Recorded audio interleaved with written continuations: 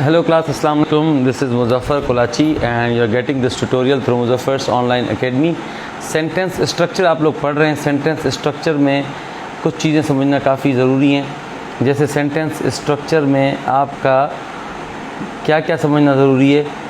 आपका sentence structure में आपका जैसे सब्जेक्ट का समझना लाजमी है, ठीक है, प्रेडिकेट का समझना लाजमी है, उसके बाद आपका कॉम्प्लीमेंट का समझना लाजमी है, ठीक है, उसके बाद आपका पार्टिसिपल का समझना लाजमी है, उसके बाद आपका जेरंड का समझना लाजमी है और इन्फिनेटिव का समझना लाजमी है और बैकग्राउंड में आपको टेंसेस सारे आने चाहिए। तो ये कुछ चीज़ें हैं जो आपके काम आती है जब आप सेंटेंस स्ट्रक्चर पढ़ते हैं, ठीक है। ये चीज़ें आपको समझना लाजमी है। तो इनमें से कुछ चीज़ें हम पढ़ चुके हैं, कुछ हम पढ़ रहे हैं। आज हम पढ़ते हैं कि पार्टिसिपल क्या है बेसिकली, ठीक है। पार्टिसिपल बेसिकली आपको समझना पड़ेगा कि पार्टिसिपल जो होता है वो पार्टली वर्ब होता है और पार्टली एडजेक्टिव होता है, ठीक है। इसकी आप डेफिनेशन बनाएंगे ना तो आप कहेंगे पार्टिसिपल क्या है। इट इज़ पार्टली मतलब आधा, a verb and partly and adjective, ठीक है। ये इसकी बन जाती है डेफिनेशन। तो ये it is partly a verb and partly an adjective. एक मिसाल देके मैं आपको समझाता हूँ कि मिसाल के तौर पर एग्जांपल ये ले लेते हैं हम लोग। Hearing the noise the boy woke up, ये जुमला है। इसमें जो हियरिंग है, ये हियरिंग वर्ड ये किसको क्वालिफाई कर रहा है, ये बॉय को क्वालिफाई कर रहा है, ठीक है। इट क्वालिफाइज नाउन, ये बॉय नाउन है ना, तो इसका फंक्शन क्या हो, जो चीज़ नाउन को क्वालिफाई करती है वो क्या होती है, वो बेसिकली एडजेक्टिव बन जाती है। अब जिसको एडजेक्टिव की डेफिनेशन पता है ना तो ये बात समझ जाएगा। एडजेक्टिव क्या होता है, विच क्वालिफाइज नाउन, ठीक है ना, which add something in the meaning of noun, या हम बोलते हैं विच क्वालिफाइज नाउन, ये एडजेक्टिव की डेफिनेशन है। तो ये जो वर्ड है हियरिंग, ये बेसिकली हियर वर्ब से निकला हुआ है ना, तो वर्ब तो ये है ही है। ये एडजेक्टिव किस तरह है, ये एडजेक्टिव इस तरह है कि इसका फंक्शन एडजेक्टिव वाला है। एडजेक्टिव का फंक्शन क्या होता है, वो नाउन को क्वालिफाई करता है। यहाँ पे हियरिंग वर्ड जो है बॉय को क्वालिफाई कर रहा है, मतलब ये नाउन को क्वालिफाई कर रहा है, तो इसलिए इसका फंक्शन जो है एडजेक्टिव वाला बन जाता है। तो हैंस इट इज़ प्रूव्ड कि जो पार्टिसिपल होता है वो वर्ब भी होता है, वो एडजेक्टिव भी होता है। ये फर्दर मैं आपको इस टॉपिक में आगे समझाता हूँ कि इन डेप्थ कि ये किस तरह होता है। अब आ जाते हैं कि पार्टिसिपल की कितनी कैटेगरीज हैं, कितने काइंड्स हैं। पार्टिसिपल के 3 काइंड्स हैं, ठीक है। कौन कौन से, एक को हम बोलते हैं प्रेजेंट पार्टिसिपल। प्रेजेंट पार्टिसिपल कौन सा होता है, मतलब fourth form of verb, fourth form, यानी जिसको हम बोलते हैं इंग फॉर्म, यही होता है ना प्रेजेंट पार्टिसिपल। फोर्थ फॉर्म को प्रेजेंट पार्टिसिपल बोलते हैं या इंग फॉर्म को। दूसरा क्या होता है, पास्ट पार्टिसिपल। पास्ट पार्टिसिपल क्या होता है, थर्ड फॉर्म ऑफ वर्ब, ठीक है। तीसरा क्या होता है, परफेक्ट पार्टिसिपल। अब समझने की बात यह है कि ये दो तो आपको पहले वाले अक्सर आपने पढ़े भी होंगे, सुने भी होंगे, तो ये तीसरा क्या है, ये परफेक्ट पार्टिसिपल क्या है, इसका कोई कॉन्सेप्ट है। इसमें होता है कि when one action is done before another we use perfect participle. मिसाल तो मैं लिख के देता हूँ। When one action is done before another action, perfect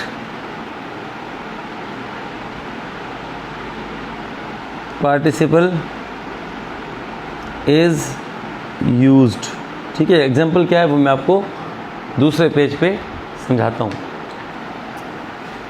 पहले हम देख लेते हैं प्रेजेंट पार्टिसिपल का कहाँ इस्तेमाल है। जो पार्टिसिपल का यूज़ है वो कुछ तो होगा ना। प्रेजेंट पार्टिसिपल का कहाँ इस्तेमाल है, तो प्रेजेंट पार्टिसिपल का तमाम कंटिन्यूस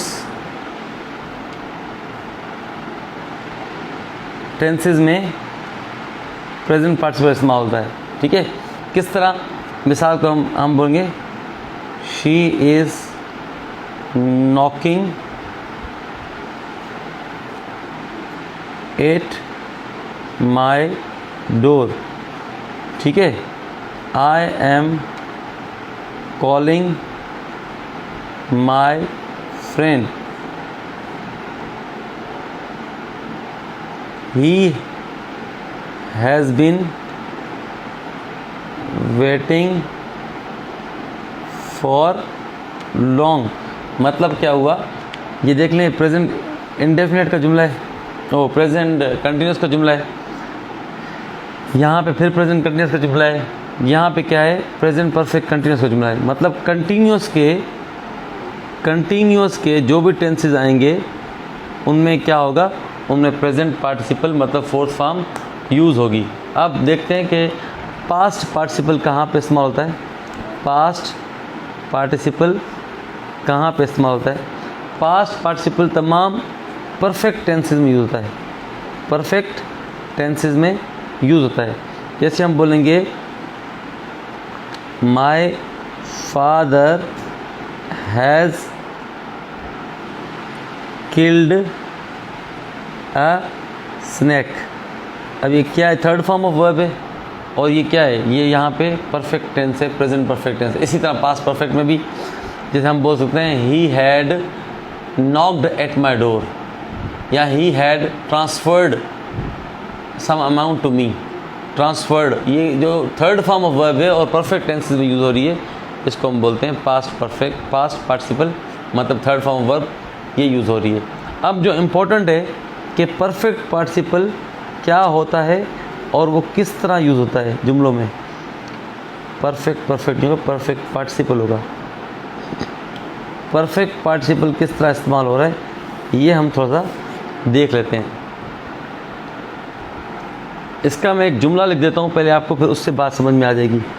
हम बोलते हैं having bought the tickets we went into theatre. ठीक है, एक और जुमला लिख लेते हैं having seen the police the thieves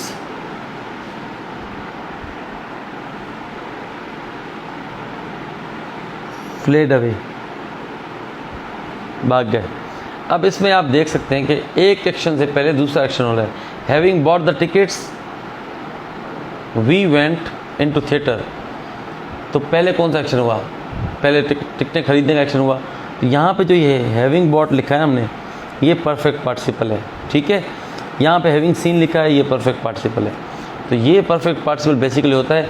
अब सवाल ये है कि हमें समझ तो आ गया पार्टिसिपल क्या होता है, हम समझ गए पार्टिसिपल जो होता है वो वर्बल एडजेक्टिव होता है। ठीक है, ये डेफिनेशन में हमने पढ़ लिया।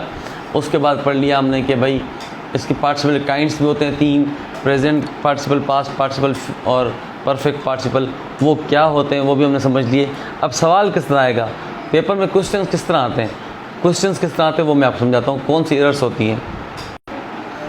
अब एरर्स पार्टिसिपल में क्या आ सकती हैं, अब आपको पता होना चाहिए कि ये, पहले आपको ये क्लियर होना चाहिए कि ये वर्बल एडजेक्टिव है। वर्बल एडजेक्टिव समझते मतलब, ठीक है, क्या से मतलब होता है? तो मतलब इसका ये होता है कि ये किसी नाउन या प्रोनाउन से अटैच होना चाहिए, उसके बगैर नहीं। सब्जेक्ट ऑफ रेफरेंस होना चाहिए, उसके बगैर जुमला का गलत हो जाएगा। ठीक है, क्योंकि वर्बल तो इसलिए, वर्ब तो इसलिए बोलते हैं क्योंकि बना ही वर्ब से होता है। एडजेक्टिव इसलिए कि इसका फंक्शन एडजेक्टिव वाला होता है। फंक्शन एडजेक्टिव का फंक्शन तभी पूरा होगा जब नाउन होगा। उसका एडजेक्टिव का फंक्शन ये होता है कि नाउन की मीनिंग में इजाफा करता है या नाउन को क्वालिफाई करता है, यही फंक्शन होता है ना। तो इसका मतलब है नाउन का या प्रोनाउन का होना ज़रूरी है। समझ आ गई बात? मैं एक जुमला लिख देता हूँ मिसाल तौर पर। अब जुमले में लिख रहा हूँ दो, ठीक है। अब दोनों जुमले में गलत लिख रहा हूँ और मेरे लिखने के दौरान आप ढूंढें कि इसमें क्या गलती है। Standing at the gate, comma, scorpion stung him, काट दिया इसने भाई। अब इसमें क्या गलती है ये आप ढूंढें पहले, जब तक मैं दूसरा जुमला लिख लूँ। ठीक है, दूसरा जुमला क्या है? Entering the room,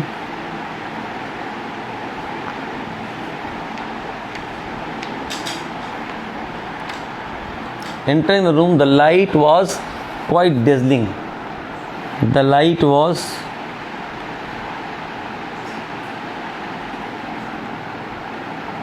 quite dazzling.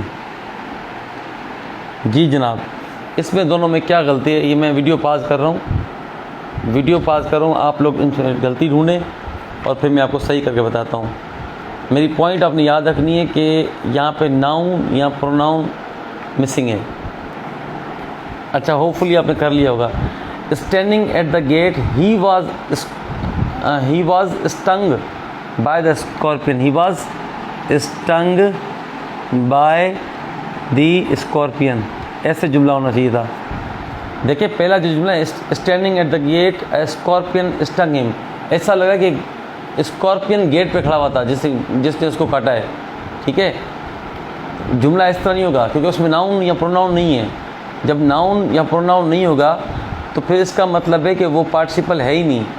ठीक है, और दूसरा एंटरिंग द रूम, ये स्टैंडिंग, ये पार्टिसिपल तब बनेगा जब यहाँ पे ये नाउन आएगा, ये प्रोनाउन आएगा। ठीक है, जब प्रोनाउन ही नहीं है तो इसका फंक्शन ही ख़त्म हो गया, फिर ये पार्टिसिपल बन नहीं सकता, ये मिस्टेक आती है। Entering the room, the light was quite dazzling. अब एंटरिंग जो है ये पार्टिसिपल है, कैसे पता चलेगा? क्योंकि इसके आगे कोई नाउन होना चाहिए जिसको ये क्वालिफाई करे, नाउन या pronoun. Entering the room, I found the light was quite dazzling. अब ये जो आई आ गया यहाँ पे, ये जो आई आ गया, ये बेसिकली आई जो है ये ज़रूरी है इसको एडजेक्टिव साबित करने के लिए। ये वर्ब तो है ना, क्योंकि इंटर एक वर्ब है, उसकी फोर्थ फॉर्म इंटरिंग है, वर्ब तो ये ऑलरेडी है। एडजेक्टिव किस तरह साबित हो? एडजेक्टिव ये तब साबित होगा जब ये क्वालिफाई करेगा नाउन को। अब इन जो पहले रेड मार्कर से मैंने सेंटेंसेस लिखे हैं उसमें तो नाउन था ही नहीं, जब नाउन था ही नहीं फिर तो जुमला गलत हो गया। ठीक है, तो नाउन का होना या प्रोनाउन का होना लाजमी है, तो इसलिए यहाँ पे नाउन या प्रोनाउन आएंगे। ठीक है, होपफुली आपको कुछ कॉन्सेप्ट क्लियर हो गया है, कुछ आपको एग्जाम्पल से और टेस्ट से क्लियर होंगे, जो कि हम लेक्चर्स के एंड, जो चौथा लेक्चर है, एक और लेक्चर कल होगा, और उसके बाद जो है फिर आपको मैं इसकी टेस्ट कराऊँगा 2-3, उससे आपका मज़ीद क्लियर हो जाएगा कि जेरेंड कहाँ इस्तेमाल करते हैं, पार्टिसिपल कहाँ इस्तेमाल करते हैं। मगर अपने पॉइंट्स जो मैंने बताई हैं वो आप ज़हन में रख लें। ठीक है, सी यू टुमारो।